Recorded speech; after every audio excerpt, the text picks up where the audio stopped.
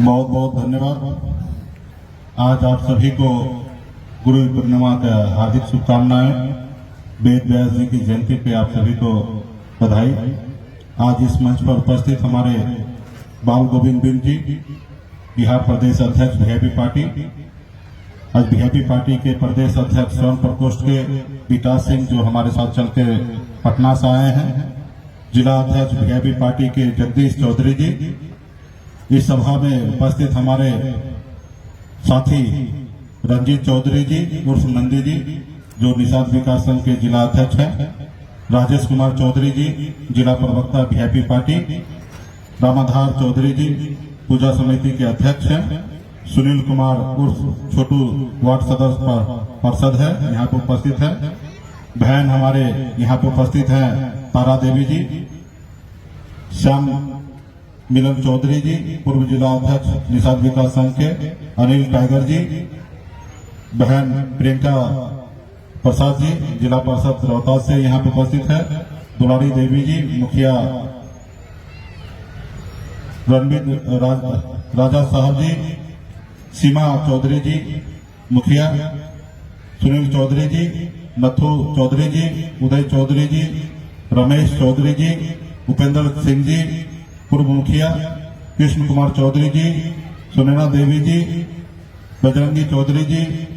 कन्हैया चौधरी जी। अरविंद चौधरी जी जो हमारे साथ चल के अरवल से आए हैं। केशनाथ चौधरी जी। आप सभी को बहुत बहुत धन्यवाद देता हूं। इस सभा में हमारी एक छोटी बेटी सामान्य सबसे पहले उन्होंने भाषण दिया, अमृता कुमारी जी। और हम स्पेशल तौर पे बहन तारा जी को धन्यवाद देता हूं कि आज आपने गुरु पूर्णिमा के अवसर पर आपने हमें अपना गुरु माना। और यही सब चीजें जो है जो मुझे लगता है कि आपके लिए मैं अपनी सारी उम्र जिंदगी एक एक पल एक एक सांस में आपके प्रति आप लोगों के ऊपर निछावर करूं, ये भी हमारे लिए लगता है कम करेगा।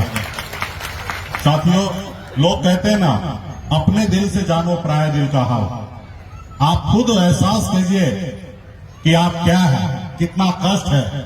उसी तरीके से दूसरे लोगों को भी जिंदगी में उतना ही कष्ट होगा जो चीज करने में। क्योंकि मैं खुद एक गरीब परिवार में, जिस परिवार में पिताजी मछली मारते हैं, दादाजी मछली मारते थे, ऐसे परिवार में मैं जन्म लिया। मैंने नजदीक से गरीबी को देखा, महसूस किया, एहसास किया कि बचपन में 10 रुपया का भी कितना महत्व था। उसके बाद बेहतर जिंदगी बनाने के लिए घर परिवार रिश्तेदार सबको छोड़कर मुंबई जैसे शहर चला गया, जहां पे दूर दूर तक मेरे खानदान के कोई भी व्यक्ति नहीं थे। मैंने वहां पे संघर्ष किया, मेहनत किया, मजदूरी किया। वो हर गरीब आदमी को जो काम करना चाहिए था वो काम मैं वहां पे मैंने किया। कभी कभी भूखा भी रहना पड़ा, पब्लिक शौचालय में जाना पड़ा। मैंने हर कष्ट को झेला, लेकिन ईमानदारी मेहनत के दम पर अपने पूर्वज के आशीर्वाद से, आप लोगों के आशीर्वाद से मैंने हमेशा आगे बढ़ने का काम किया। और मुंबई जैसे शहर में एक निषाद मल्ला का बेटा बिहार से गया हुआ, वहां पे मैंने अपनी कामयाबी का झंडा मैंने गाड़ दिया। और फिर मैं एक समय आ गया, बेहतर जिंदगी जी रहा था। जो दुनिया के जो लोग अमीर लोग होते हैं, जो बेहतर जिंदगी जीते हैं, वैसा मैंने जिंदगी जीने लगा। कहीं ना कहीं तो मैं धीरे धीरे गरीबी को भूल रहा था। लेकिन फिर मैं 2010 में बिहार आया, अपने लोगों के पास गया, देखा, फिर मुझे फिर से एहसास हुआ और फिर लगातार अपने लोगों के लिए काम करने लगा। 2014 में अपने समाज के हक अधिकार के लिए लड़ाई लड़ने लगा और वो लड़ाई में आप लोगों का भरपूर सहयोग रहा। आपने पूरे बिहार को बता दिया कि अगर बिहार में अगर कोई मेरा एक नेता है तो वो संडप मल्ला मुकेश सहनी मेरा नेता है। जितना मेहनत मैंने किया, जितना पैसा मैंने खर्च किया, उससे 10 गुना ज्यादा खर्च आपने किया। आज जैसे गुरु पूर्णिमा के अवसर पर वेद व्यासी की जयंती के अवसर पे आपने लाखों रुपया खर्च किया है, पंडाल बनाया, सारा चीज आपने किया है, लेकिन उसको उपयोग तो मैं कर रहा हूं। मैं भी अपनी बात को रख रहा हूं। अब मुझे लगता है कि सबसे ज्यादा बात मैं रखूंगा और सबसे ज्यादा बात मेरा आप सुनेंगे। तो इसी तरीके से पूरे बिहार में हमने तो अपना व्यवस्था किया कि मुझे कहीं जाना है तो हेलीकॉप्टर का खर्चा हो या गाड़ी का खर्चा हो, मैं उनका पूरा करता था। लेकिन आपने मेरे आने से पहले लोगों को लाना, मंच बनाना, सभा कराना, लोगों को खाने पीने की व्यवस्था कराना, खाने की व्यवस्था नहीं है तो कम से कम पानी की व्यवस्था करना। अगर जितना हमने खर्च किया उससे कई गुना ज्यादा, 10 गुना ज्यादा खर्चा आपने किया। जितना मैंने मेहनत किया उससे कई गुना ज्यादा मेहनत आपने किया। मुझे तो कहीं पे एक सभा में जाने के लिए पटना से हेलीकॉप्टर में बैठा और किशनगंज अगर जाना है तो 1 घंटे में पहुंच जाता था, भागलपुर जाना है तो पौने घंटे में पहुंच जाता था। लेकिन लोगों को अगर घर से निकलना है, मान लीजिए कि पटना से किसी को भागलपुर जाना है तो उसको 8-8 घंटा 7-7 घंटा लगता था वहां पे पहुंचने में। तो मैंने जितना कष्ट किया इससे ज्यादा कष्ट आपने किया। आपने धूप में रोड पर खड़ा होकर झंडा लेकर इंतजार करने लगे। किसका इंतजार कर रहे हैं? तो हम अपने नेता को इंतजार कर रहे हैं। तो आपने मुझे सब कुछ दिया, हमने बेगर मांगे हुए आपने हमें दिया। सिर्फ मुझे इसलिए आपने दिया क्योंकि मैं ईमानदारी के रास्ते पे चल रहा था। आपको यकीन हो गया कि एक सच्चा नेता हमारा सोनकमला मुकेश सहनी है, और मैंने भी वही किया। एक ईमानदारी के रास्ते पे चलकर पहले मैंने अपने आप को साबित किया कि मैं आपके नेता बनने लायक हूं, मैं ईमानदार हूं, मैं जो कहता हूं उस पर मैं अड़िग रहता हूं, अटल रहता हूं। और आपने भी मुझे सपोर्ट किया। हम सब मिलकर लड़ाई लड़कर बिहार 2020 में हम लोगों ने सरकार बनाया। खैर अभी मैं सरकार पे बाद में आऊंगा। पहले तो मैं आप सभी को पहले कहूंगा कि सबसे पहले, और सभी साथी ने मंच पर ये बात को दोहराया कि अपने बच्चों को पढ़ाइए लिखाइए और काबिल बनाइए। जब तक आपका समाज पढ़ेगा लिखेगा नहीं और काबिल नहीं होगा ना, तो आज का जो संसार है ये कलयुग है। यहाँ पे ये समय, इस संसार में सब अलग अलग समय का दौर आया। अकाल भी कभी कभी आया है, जो हम सुनते आ रहे हैं कि लोगों को खाने पीने के लिए व्यवस्था नहीं था। लेकिन ये दौर जो है उस सब दौर से कठिन दौर चल रहा है। ये दौर मुझे लगता है कि इससे पहले भी नहीं आए होंगे, और मैं भगवान से मनाता हूं कि ये दौर आगे भी कभी नहीं आए इस धरती पर। आज लोगों का स्वार्थ का दौर आ गया है, लोभ का दौर आ गया है, अपने लालच का दौर आ गया है, अपना पराया को नहीं पहचान पाता है, ऐसा दौर आ चुका है। यहाँ पे भाई भाई को काटने के लिए आ गया, भाई भाई को लूटने के लिए आ गया, ऐसी दौर। आज से 30 साल 40 साल पहले ऐसा आप नहीं देखते होंगे। कोई भूखा प्यासा अगर आपके गांव में आ गया रहता होगा तो आप उसको खाना खिलाते होंगे और सोने के लिए बैठने के लिए जगह देते होंगे। लेकिन आज का जो दौर है, अभी दूसरे प्रदेश से दूसरे गांव से कोई आ जाए तो आपको लगेगा कि ये चोर आया है, इसको अपने घर पे बैठाएंगे नहीं, खिलाएंगे नहीं, और इसको सोने के लिए जगह नहीं देंगे। अगर सोने के लिए जगह देंगे तो रात में ये चोरी करके चला जाएगा। ये ऐसा दौर आ गया है। इस दौर में आपको सबसे पहले अपने बच्चे को पढ़ाना लिखाना है और उसको काबिल बनाना है। अगर बच्चा पढ़ेगा लिखेगा नहीं तो समझिए इस संसार में आपके पास 2 आंख है, और ये आंख देखने के लिए है, अच्छा बुरा सब चीज देख रहा है। लेकिन इस संसार में कोई लिखा हुआ चीज है, उसको पढ़ने की बात हो, अगर उसके पास मान लीजिए आंख नहीं है, अंधा है, तो नहीं पढ़ पाएगा। लेकिन आपके पास आंख रहते हुए आप नहीं पढ़े लिखे हैं और कोई पेपर आ जाए तो उसको आप नहीं पढ़ पाइएगा।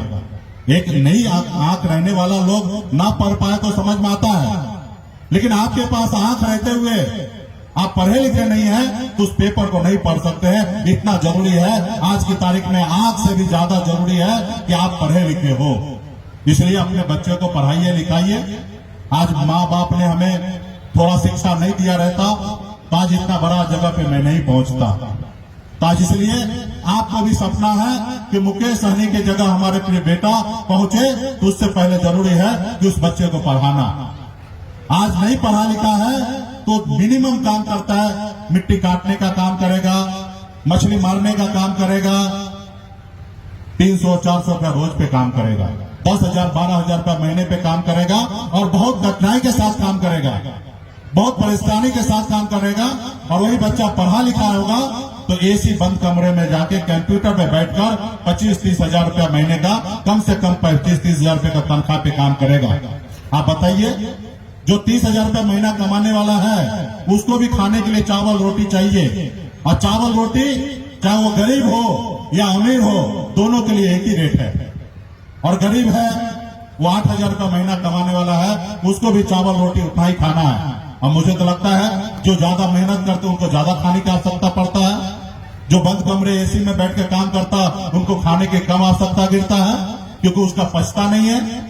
और जो बहुत मेहनत करते हैं, परिश्रम करते हैं, उनको भोजन की ज्यादा आवश्यकता पड़ता है। जबकि गरीब और अमीर दोनों को ये रेट एक ही है। इसलिए बच्चे को पढ़ाइए लिखाइए और आपस में भाईचारा बनाइए और अच्छे अपना और पराये का ये पहचान कराइए। इस संसार में आपके अपने लोग भी होंगे और पराये भी हैं, और जो बहुत सारे लोग होंगे जो पराये हैं लेकिन अपना आपको बोलेंगे, लेकिन सच में वो आपका अपना नहीं है। उसको अगर मौका मिले तो आपके शरीर से खून निकालकर मार्केट में बेच देगा। आज ऐसे लोग भी आपके पास है, इसको भी आपको पहचानना पड़ेगा।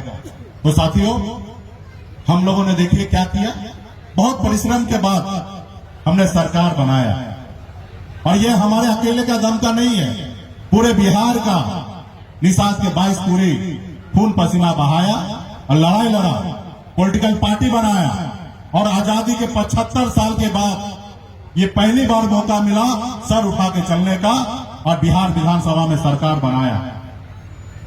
हमारे पास भी ऑप्शन आया था कि आप पार्टी बदल दीजिए, आप हमारे साथ आ जाइए, डिप्टी सीएम बन जाइए, चारों विधायक को मंत्री बना देते हैं, राज्यपाल कोटा से 12 एमएलसी होगा, जिसमें से 6 एमएलसी आपको दे देंगे और 6 मांझी जी को दे देंगे, आप हमारे साथ आ जाइए। लेकिन हम निषाद के वंशज हैं, हम एकलव्य के वंशज हैं, हमने ईमानदारी के साथ आगे बढ़ना चाहे, हमने बेईमानी करने का नहीं सोचा। हम चाहते तो हम पाला बदल सकते थे, लेकिन हमने नहीं किया। हम एकलव्य के वंशज हैं, गौराज निषाद के वंशज हैं, महर्षि वेद व्यास जी के वंशज हैं। हम ईमानदारी के साथ आगे बढ़ना चाहें, लेकिन क्या किया, आपके साथ दोस्ती किया, और आपके सहयोग से पूरे बिहार का सबसे बड़ा पार्टी बना। उसके बाद भी वो देखा एक गरीब पिछड़ा मल्ला का बेटा जो 75 साल से आज तक हमारे जूते के नीचे दबा हुआ था, हम बोलते थे बैठो तो बैठता था, हम कहते थे उठो तो उठता था, और आज ये सरकार का हिस्सा बन गया है। आज ये चाहता है कि पूरा बिहार में जो मछली बेचने वाले लोग हैं, रोड के किनारे में मछली बेच रहा है, धूप में बारिश में, इसके लिए ये बाजार बनाना चाहता है, इसके लिए सैकड़ों करोड़ रुपया खर्चा करना चाहता है। आज मैं सोचा कि पूरे बिहार में बेरोजगारी है, 10 लाख पशु लाकर उसको दिया जाए गरीब लोगों को, युवा को, ताकि उसको रोजगार मिल सके, उसके घर में खुशियां बन सके, उसके 2 वक्त का रोटी हो सके। तो देखा कि ये व्यक्ति अगर इतना काम कर लेगा तो हीरो हो जाएगा, एक पिछड़ा का बेटा हीरो हो जाएगा, इसके पास अपना वोट बैंक है और पूरे बिहार के दिलों पे राज करने लगेगा। तो आज ये 11 सीट पे बात मानता है, कल ये 51 सीट मांगने लगेगा। मुकेश सहनी से तकलीफ उसको कभी भी नहीं रहा, मुकेश सहनी के समाज से तकलीफ रहा। और समाज मतलब निषाद समाज, गरीब समाज, पिछड़ा समाज, दलित समाज, पिछड़ा समाज, इस समाज से उनको तकलीफ रहा। मुझे तो हमेशा ऑफर देते रहा कि एकलव्य के जैसा अंगूठा कटवा लीजिए, आप आ जाइए, अपनी पार्टी विलय कर लीजिए और आप हमारे साथ मंत्री बन जाइए। अभी फिर से उनका ऑफर आया कि आप राज्यसभा बन के केंद्र में मंत्री बन जाइए, पार्टी लेकिन विलय कर दीजिए। हमने कहा भैया ये पार्टी हमारी नहीं है, ये पूरे बिहार के निषाद अति पिछड़ा जिसको उम्मीद नहीं है, उन्होंने अपने हक अधिकार के लिए उन्होंने ये पार्टी बनाया है, और उस सपना को हम कैसे बेच सकते हैं अपने स्वार्थ के लिए? अब भला हम तो, हमारे हाथ में क्या था? हमारे पिताजी मछली मारते थे, बेचते थे, हम उससे कई गुना ज्यादा ऊपर उठ गए। हमको क्या कमी है जो अपने लिए मैं लड़ाई लड़ूं? अगर मेरे अपने लिए अगर जिंदगी जीना रहता तो शायद मुंबई के ऐशोआराम की जिंदगी छोड़कर मैं बिहार क्यों आता? और बिहार जब मैं जिनके लिए आया हूं, जिन्होंने हमें नेता बनाया है, आज आप मुझे खरीदना चाहते हैं इसलिए क्योंकि पूरे बिहार के निषाद समाज हमारे साथ है। और जिस रोज ये समाज हमसे दूर हो जाएगा उस रोज आप हमको भाव भी नहीं दीजिएगा। आज मुकेश सहनी को क्या, आज हमारे समाज में सैकड़ों लोग हैं, उनको बना दीजिए केंद्र में मंत्री, लेकिन नहीं बनाइएगा। उनको मुकेश सहनी को बनाइएगा क्योंकि इनके पीछे लाखों निषाद का बेटा, पिछड़ा समाज का बेटा पीछे खड़ा है। तो आज मुझे नहीं खरीद रहे हैं, हमारे समाज को खरीद रहे हैं। और मैं समाज को ही हूं, आपके साथ बेचने के लिए मैं आया नहीं हूं, मैं आपसे लड़ने के लिए आया हूं। आज हमारे साथी ने कहा कि आपके विधायक भाग गए। वो लोग कहते हैं अरे भैया विधायक कहां भागे? विधायक को खरीदा गया, और इस संसार में जो विधायक को 100 करोड़ रुपया दे दे वो विधायक क्यों रुकेगा? उसको डर दिखाएंगे कि आप हमारे साथ आओ, नहीं तो मैं आपको ईडी के पास भेज दूंगा, सीबीआई लगा दूंगा, मरवा दूंगा। तो भला वो क्यों रुकेगा? वो बिक गया। आज मारने वाले से ज्यादा गुनहगार है मरवाने वाला। तो आप सबको पता है कि गुनहगार कौन है। वो विधायक क्यों ही नहीं गया? वो विधायक तो था 15-16 महीना, जब उनको अच्छा ऑफर दिया, उनको धमकाया, फिर गया। और क्यों किया? क्योंकि वो देखा कि मुकेश सहनी को रोको, इस मुकेश सहनी को अभी नहीं रोकोगे तो आने वाले समय में ये रुकेगा नहीं। जिस तरीके से नीतीश कुमार आगे निकल गया, आज उनको 20 साल से उनके पीछे पीछे चलना पड़ता है।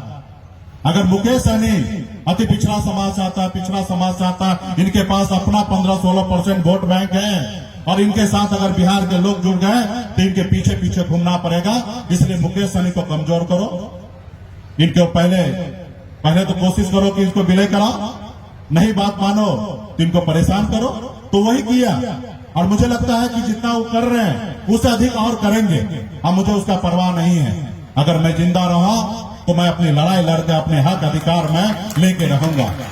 मैंने तो हमेशा कहा कि अगर मेरी अधिकार अगर सुई के नोक बराबर भी है तो मैं अपने अधिकार के लिए दुनिया के हर ताकत से मैं लड़ने के लिए तैयार हूं। मैं किसी के सामने झुकने वाला नहीं हूं। मैं लड़ाई लड़ने के लिए हूं। थोड़ा मेहनत होगा लेकिन हम लड़ाई लड़ेंगे और कामयाबी हासिल होगा। आज बताइए ना, आपने 2020 में आपने इतिहास रचने का काम किया। आपके पास भले 4 विधायक था, लेकिन कोई 74 विधायक से कम नहीं था। आपको पता है कि जब सरकार बना था 125 विधायक के समर्थन से सरकार बना था, उसमें 4 विधायक आपके पास था, और 122 में सरकार बनता है, और 125 में से 4 अगर निकाल देते हैं तो 121 हो जाता है, सरकार नहीं बनता है। और आपने पहली बार बिहार में अति पिछड़ा मल्ला का बेटा बिहार में मुख्यमंत्री बनाने का काम किया। अगर उस रोज अगर हम समर्थन नहीं देते तो आज का जो बिहार का मुख्यमंत्री श्री नीतीश कुमार जी है, तो शायद उस रोज वो शपथ नहीं लेते और आज बिहार का मुख्यमंत्री नहीं होते।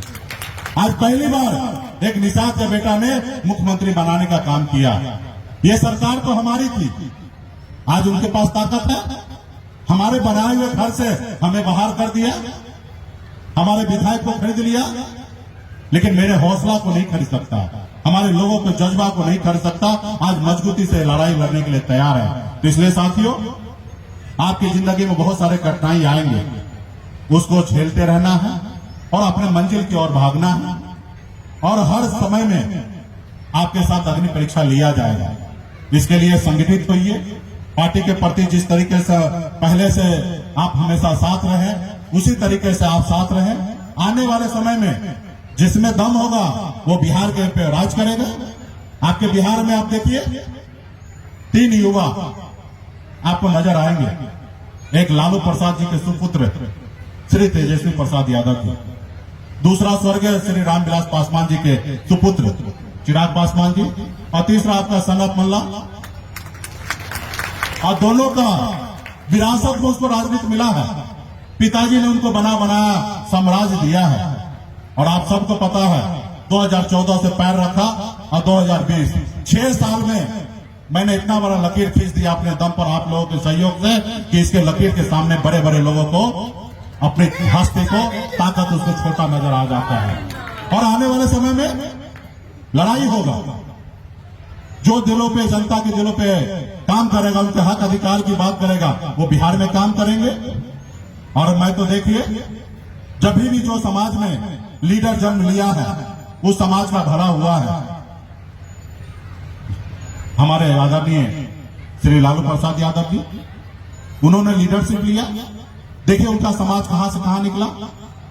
स्वर्गीय श्री रामविलास पासवान जी, हमारे नीतीश कुमार जी, उत्तर प्रदेश में मुलायम सिंह यादव जी, उत्तर प्रदेश में बहन मायावती जी, इन लोगों ने जब जब इनका शासन आया, सत्ता आया, सरकार आया, उन्होंने काम करने का काम किया और उस समाज में कितना आगे से आगे निकला। तो आज आपको भी अपने विचारधारा को जिंदा रखना है। आज मैं क्या चाह रहा था, मैं चाह रहा था मछुआरा मछली बेचने के लिए उनके लिए शेड हो, उनके लिए दुकान हो, मार्केट हो। क्या मैं जो सोच रहा था गलत सोच रहा था? ये हक अधिकार है कि नहीं है? आज 2.25 लाख करोड़ रुपया बिहार में बजट बनता है, इसमें क्या बिहार के 14% निषाद का ताकत नहीं है?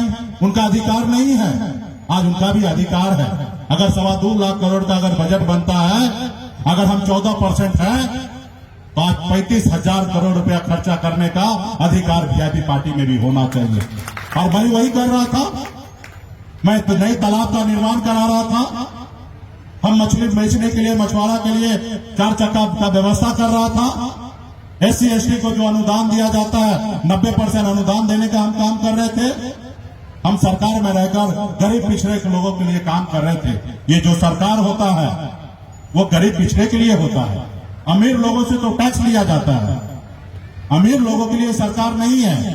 अमीर लोगों से तो टैक्स के तौर पे पैसा लिया जाता है और वही पैसा से गरीब के लिए व्यवस्था ले आया जाता है।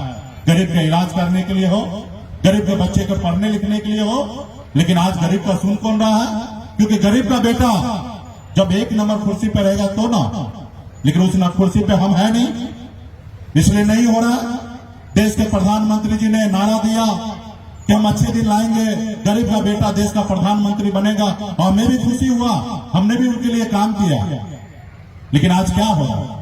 हमारे परिवार में 5 किलो चावल दे रहा है, लेकिन नौकरी हमको नहीं दे रहे। आपने देखा होगा 10% सामान्य वर्ग को लोगों को आरक्षण लागू किया गया, मोदी सरकार ने लागू किया।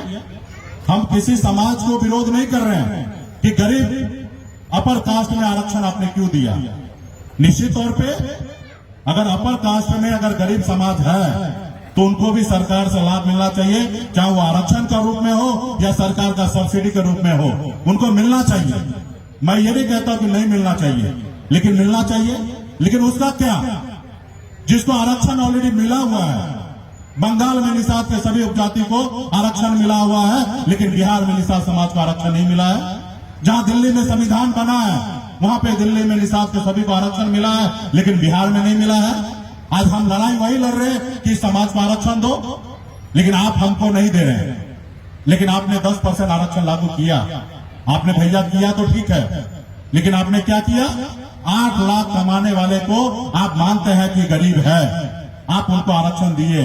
तो क्या एक नाई का बेटा, एक मल्लाह का बेटा 8 लाख कमाने वाला है तो क्या वो गरीब नहीं है?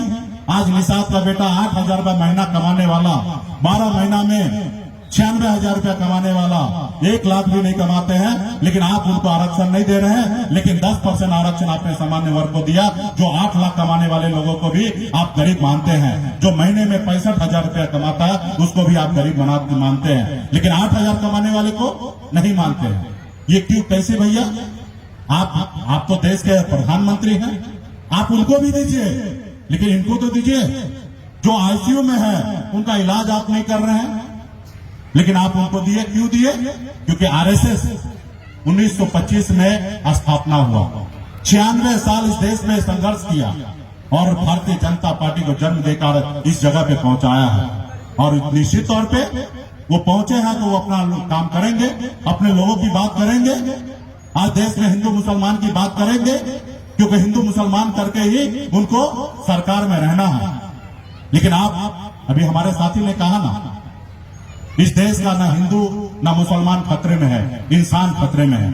आज आप कैसे संसार बनाना चाह रहे हैं? इसलिए साथियों, आपको भी समझना पड़ेगा, इस दुनिया को देखना पड़ेगा कि दूसरे लोग किस चश्मा से देख रहे हैं, उसी चश्मा से आपको भी देखना है।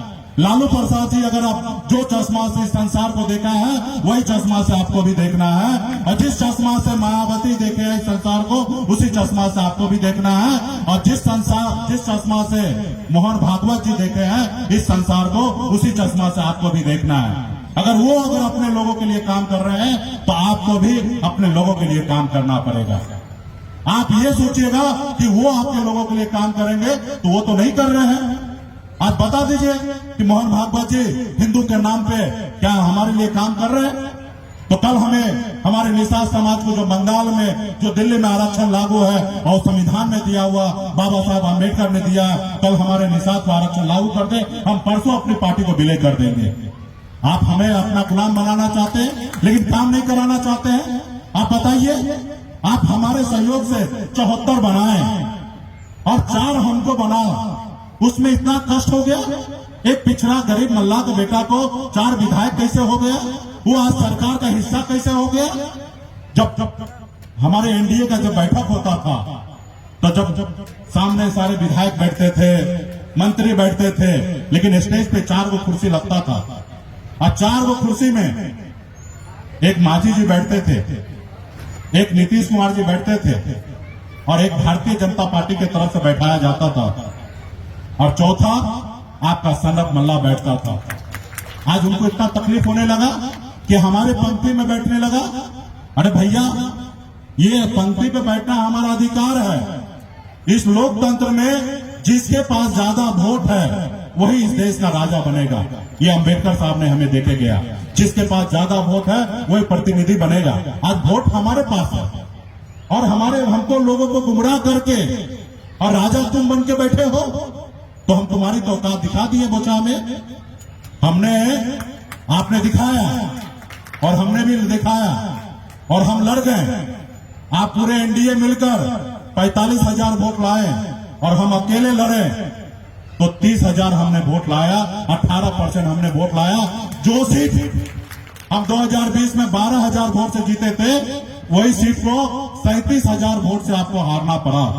और सनत मल्ला जब भी जहां पे भी खड़ा हो जाएगा, हम जीते या ना जीते, आपको तो हारना पड़ेगा और बिहार का कुर्सी छोड़ना पड़ेगा।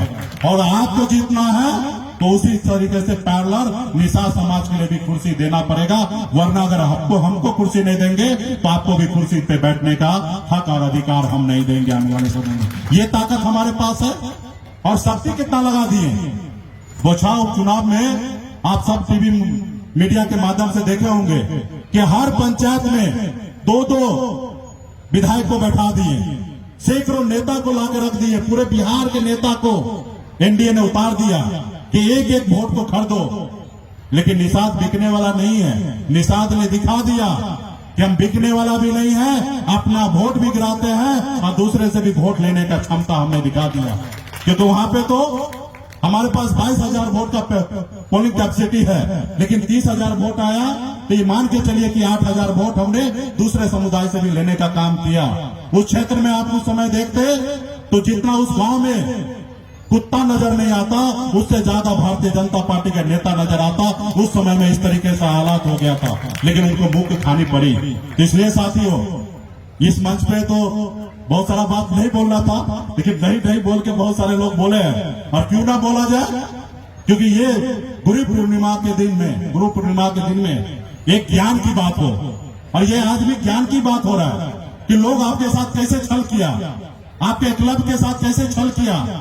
आपके क्लब को शिक्षा भी नहीं दी, लेकिन हमारे क्लब ने उनको गुरु माना, उनके मूर्ति को रख के पूजा किए। लेकिन वो गुरु कितना चालाक निकले कि शिक्षा भी नहीं दिए, लेकिन दक्षिणा में उनको अंगूठा ले लिए कि ताकि ये आज से अपाहिज हो जाए। तो आज भी वही छल चल रहा है कि आपसे सब कुछ लेगा, शिक्षा नहीं देगा, और आपका जरूरी पड़े तो आपको गर्दन काटने के लिए वो तैयार होगा। इसलिए साथियों, हमें वो क्लब नहीं बनना है कि अंगूठा देने वाला, आज हमें वो क्लब बनना है कि सीने में खंजर भोंकने वाला क्लब बनना है। इसलिए साथियों, जो आपके साथ जैसा पेश आए उनके साथ वैसे रहिए। आप निश्चित तौर पे समाज में, राज्य में भाईचारा बनाइए। हर जाति धर्म के साथ आप मिलिए, उनसे दोस्ती कीजिए, उनके साथ अच्छा बर्ताव कीजिए। आज उनके लिए आप काम कीजिए, उम्मीद कीजिए कि कल वो आपके साथ काम करे। लेकिन ऐसे लोगों के साथ नहीं रहिए जो आपके साथ छल करता हो, जो कपट करता हो, जो आपको बेवकूफ बनाता हो, जो आपको गुमराह करता हो, आपके आने वाले नस्ल को खत्म करने के लिए सोचता हो। आज मैं सरकार में रहता तो अपने लोगों के लिए अपने राज्य में काम करता। आज मैं बिहार में नए तालाब का निर्माण कराने का सोच रहा था। आज हमारे तालाब पे गैर मछुआरा हावी है, दूसरे लोग अतिक्रमण करके रखा है, उसको मुक्त कराना चाह रहा था। तो आज मैं क्या गलत कर रहा था? कल हमारे लोग 14 से पहले जिला में एक दो आदमी भी दरोगा, डीएसपी और एसपी से बात करने का लायक नहीं था। आज पूरे बिहार में निषाद वीआईपी पार्टी के पास वो ताकत हो गया कि हर जिले में 25-50 युवा साथी कार्यकर्ता है जो डायरेक्ट एसपी और डीएम से जाके बात करेगा कि सर ये काम है और इसको आपको करना है। यही है लोकतंत्र में। हमने क्या उनको आवाज दिया, क्या गुनाह किया? ये आवाज तो श्री लालू प्रसाद यादव भी दिए, ये बहन मायावती भी दिए, ये हमारे मुलायम सिंह जी भी दिए, हमारे स्वर्गीय रामविलास पासवान जी भी दिया अपने अपने लोगों का आवाज। क्या मैं जो दे रहा हूं तो मैं क्या गुनाह कर रहा हूं? लोग कह रहे हैं कि मुकेश सहनी जातिवाद नेता है, एक जात की बात करता है। अरे भैया, आप जिसको जात समझ रहे हो वो मेरे लिए जात नहीं है, मेरा अपना परिवार है। और मेरा कर्तव्य बनता है कि सबसे पहले अपने परिवार के बारे में बात करो, अपने लोगों के बारे में बात करो। जात तो आप हमारे लिए हैं। आप अपने शादी में हमें बुलाएंगे तो हम आपके साथ अपने शादी में आपको बुलाएंगे। अगर आप नहीं बुलाएंगे तो हम भी आपको नहीं बुलाएंगे। लेकिन हम अपने परिवार को कैसे भूल सकते हैं? हमारे शादी में अगर हमारा परिवार नहीं रहेगा तो फिर क्या मतलब है शादी का? इसलिए साथियों, आने वाले समय में पॉलिटिकल मंच होगा, सभा होगा और किया जाएगा। बड़ी तैयारी हम लोग कर रहे हैं। अभी निषाद गुरुकुल हम लोग बनाने के लिए जा रहे हैं, जो पूरे बिहार से 7 दिन के लिए युवा को वहां पे ट्रेनिंग दिया जाएगा, कैसे आपको राजनीति करना है। अभी राजनीति सीखने के लिए भी हम लोग ट्रेनिंग करने के लिए जा रहे हैं। लोगों को 7 दिन तक ट्रेनिंग देने का काम करेंगे और गांव-गांव में संदेश को पहुंचाने के लिए हम टीम रेडी कर रहे हैं। अभी हम अगले महीना बारिश के बाद निकलेंगे, मुकेश सहनी चले गांव की ओर। हम 5 लाख निषाद को आजीवन वीआईपी पार्टी का लाइफ टाइम मेंबर हम लोग बनाने के लिए गांव में निकलेंगे। उस पार्टी का लाइफ टाइम मेंबर होगा 5 लाख कार्यकर्ता, जो आज तक बिहार प्रदेश में और देश में किसी पार्टी के पास नहीं होगा। वो हम आने वाले समय में करने के लिए जाएंगे। आज वीआईपी मतलब निषाद समाज और निषाद समाज मतलब वीआईपी, वीआईपी मतलब मुकेश सहनी और मुकेश सहनी मतलब निषाद समाज। आज यही परिचय आज पूरे बिहार में है और इस परिचय को आने वाले शिखर तक पहुंचाएंगे। और आपने देखा, जिसके पास सत्ता पावर है अपने विचारधारा को वही लागू कर पाएगा। आपके पास सत्ता पावर नहीं है तो आप अपनी विचारधारा को लागू नहीं कर पाएंगे। इसलिए साथियों, हमारी विचारधारा है, हमारा हक अधिकार हमें चाहिए, गरीब का कल्याण हो, ये हक अगर हमारा विचार है तो सत्ता में सबसे पहले आपको पहुंचना पड़ेगा। और जब पहुंचेंगे तो निश्चित तौर पे अपने लोगों के लिए आप काम करेंगे। इसलिए बहुत बहुत धन्यवाद सभी साथी को, इस सभा में सभी उपस्थित हमारे सभी नेतागण को, और खास करके हम रंजीत उर्फ नंदी जी को बहुत बहुत धन्यवाद देता हूं कि आपने यहाँ पे बुलाया है और पूजा समिति के सभी सदस्य को